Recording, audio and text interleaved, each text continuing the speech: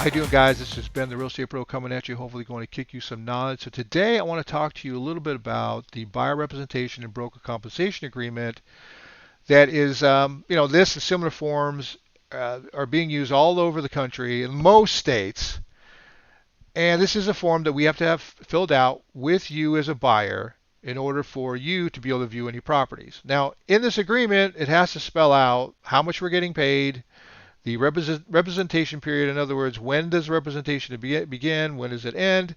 The type of representation, which is what I want to talk about today, which is non-exclusive or exclusive in the area. It'll spell out basically what the agent is supposed to do to you and how you guys interact with each other. Now, specifically, I want to talk about non-exclusive and exclusive. Now, exclusive, the best way for me to get you to understand that term is it's like kind of like being married. You're exclusive, meaning you can only work with that particular agent for that particular period of time in that county for a certain set fee, whatever you guys negotiate. Now, non-exclusive is the opposite. You can negotiate a fee, you can negotiate a certain area, you can negotiate how long, but it's non-exclusive, meaning if you just change your mind, you decide you want to use somebody else, you can do that. And there's really no prohibition and there's really no penalty for that. Depending on your situation, you may want to think about using a non-exclusive agreement or an exclusive agreement. Now, where you might want to use an exclusive agreement is, let's say you're working with an agent that you've known for years. They've helped you on a couple different purchases already. You're probably okay with somebody like that doing an exclusive agreement. But if you don't know that person from Adam or Eve, and you're kind of getting to know them a little bit, then a non-exclusive agreement is probably the best way to go. Like I said, it's kind of like dating before you get married. You want to get to know them a little bit before you put on the ring or you become exclusive. So I would not recommend that if you are new to this agent is new to you, I would probably go with a non-exclusive agreement to start out. All right, because if you go exclusive, now here is paragraph 2A2. Here is where you would check non-exclusive or exclusive. Now, most agents are going to want to hit exclusive, and they're going to send it to you via DocuSign, and you know how we do DocuSign, click, click, click. You didn't really read it. You shouldn't have done that because you really, really need to read, especially or at least this one part, whether it's exclusive or non-exclusive agreement. If it is exclusive, this will be check marked, and then you have to look at paragraph 15. So if we go down to paragraph 15, is an exclusive representation clause or paragraph that's in the agreement. So it says exclusive representation. If exclusive is checked, paragraph 2A2 and initialed by buyer here, which the buyer would initial here, the agreement is, this agreement shall be exclusive. Broker will devote time and resources to assist buyer in finding and acquiring property in the expectation of being paid for broker services.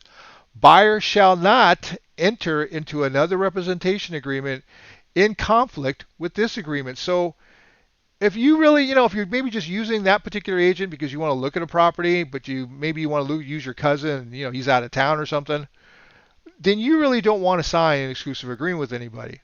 Now, compensation. Broker is entitled to compensation if buyer acquires property during the representation period with or without broker involvement, even if another broker is entitled to be paid for representing the buyer. So if you decide to drop them and just be hush-hush about it, go find another broker, another agent, and they represent you, and you're at the closing table, well, you might end up having to pay two agents.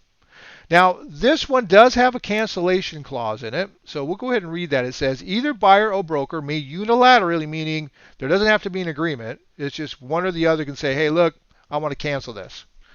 All right, this agreement by giving the other 30 days written notice.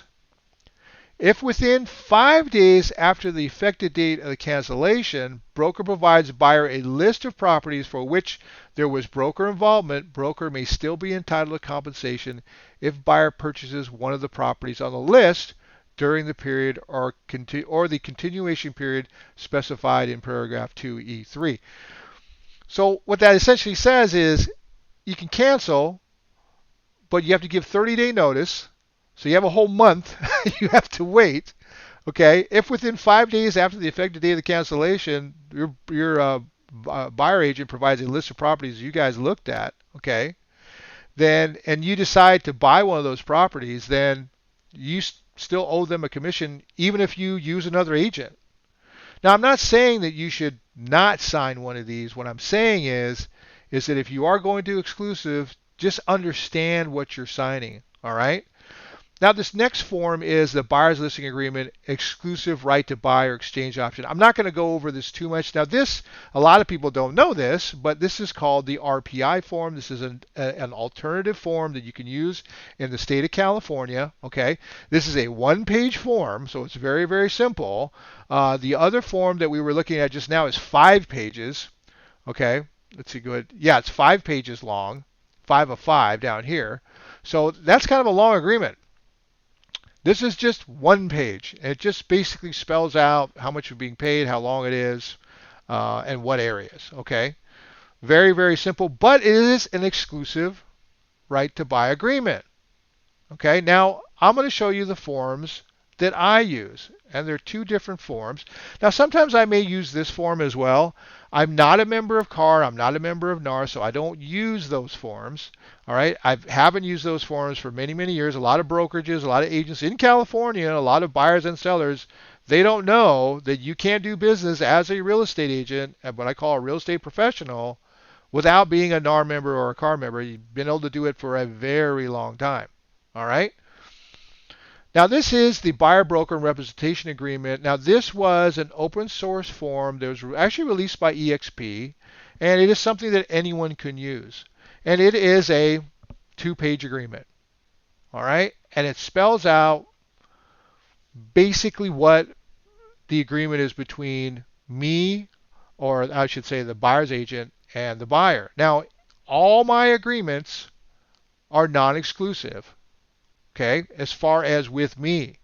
However, they are all property specific, meaning, look, you can, if you decide to work with me and you decide you want to work with another agent on another property, go for it. You're not going to have any problems with me. Nothing that you and I sign is going to say that you can't do that. You can do it anytime you want. However, if I showed you a property and I've done work on that property and we decided to go down this road, and for whatever reason you decide that you don't want to purchase the property but may come back, you're just saying, hey, you're just acknowledging that, hey, you did do the work on this, I do want to buy this property, so we would be exclusive on the property but nothing else. Now, we also have something called a single property buyer broker representation agreement, which is basically spells out what I just talked about. It's exclusive to a property, not an area. You can go with someone else if you want to. It's just if I show you a property and I do work on that one property, then I feel that we agree that I deserve a commission if you decide to purchase that property. Okay? But like I said, they're non-exclusive, meaning, if it doesn't work out with me and you don't have to break up with me. You can just go and find another agent. There isn't anything that says that you can't go look at other properties with another agent. It could be the property next door. That's fine. I didn't show you that property, so I'm not entitled to any type of compensation. So guys, if you have any questions, feel free to give me a call or shoot me an email. The reason why I'm doing this video is I am already hearing horror stories out there about buyers having to sign one of these agreements and then finding out later that they're stuck with the agent that they don't want to work with.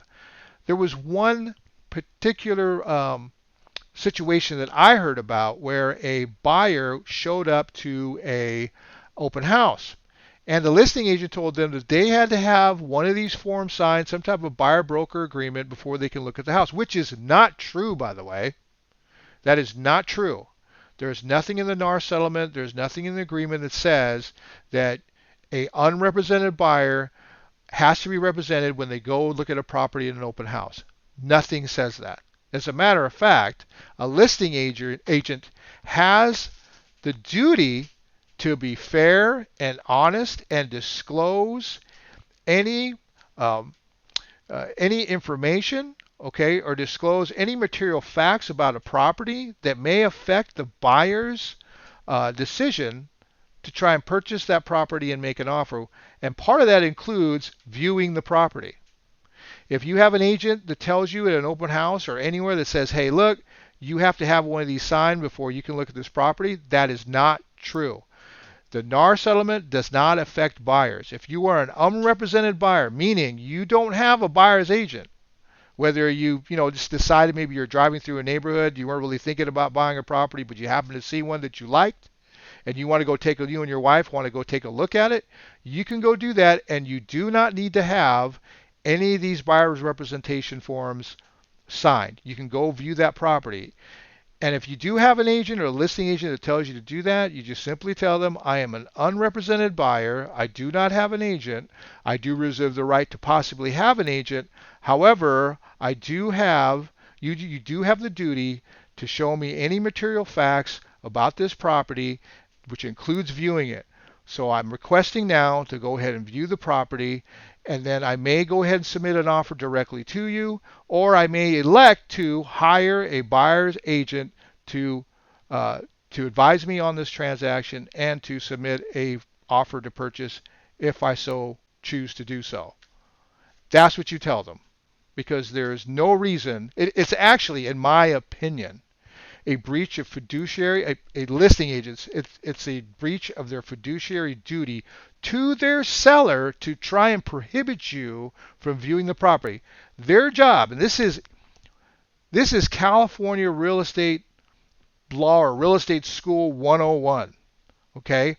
Our job as a listing agent is to do one primary thing. It's not the only thing, but it's the one primary thing, to find a buyer. It's not to find a buyer and their agent. It's to find a buyer. And if an unrepresented buyer comes to me and says, hey, I would like to look at the property, I would treat them just like as if they were a buyer agent. I would say, when would you like to come take a look at it? They can come take a look at it. I'll open it up for them. They can take a look at whatever they want, and then they can leave. And if they want to make an offer to me, then they can go ahead and make that offer to me, just like as if they were a buyer agent. Now, I don't have the fiduciary duty to help them. I do have to be fair. I have to be honest, and I do have to disclose to them any material facts about the property. But I don't have a duty to advise them unless they decide to be represented by me as well, which is a possibility. That's a whole other video, but that is a possibility. So don't be afraid to go to open houses, and if you do have a situation where you're trying to get into the property and you happen to be in the state of California, the state of Arizona, heck, if you're in any state, give me a call. Have my phone number there with you, and call me and say, hey, Ben, I saw your YouTube video. I'm at an open house. This listing agent will not allow me to look at the property because they're saying that I have to have one of these signs. Can you help me? And I will try and help you. I will try and get you into that property so you can view it. All right? As a matter of fact, if you want to, on the spot, I can send you one of these single property buyer broker representation agreements. If you just happen to be in a state that I'm licensed in, we can sign it. My fees are on my website. You can choose which one you want to pay, or we can negotiate one right then and there, and it can be for that specific property for that day. And I can go ahead and send it to you within minutes.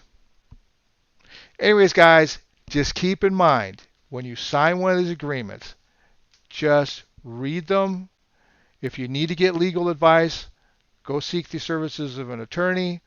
Or if you just happen to want to skip all that, just go talk to a buyer's agent and get all this stuff squared away. You can certainly call me anywhere in the state of California. I'll be more than happy to help you. It doesn't matter where you live. But if I just happen to be, down in San Diego and you happen to be up in Redding, that doesn't mean I can't help you. I have a system in place.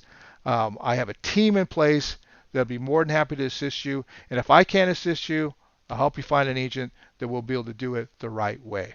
All right, guys. Hopefully you got something out of this. This has been the Real Estate Pro. We'll talk to you next time.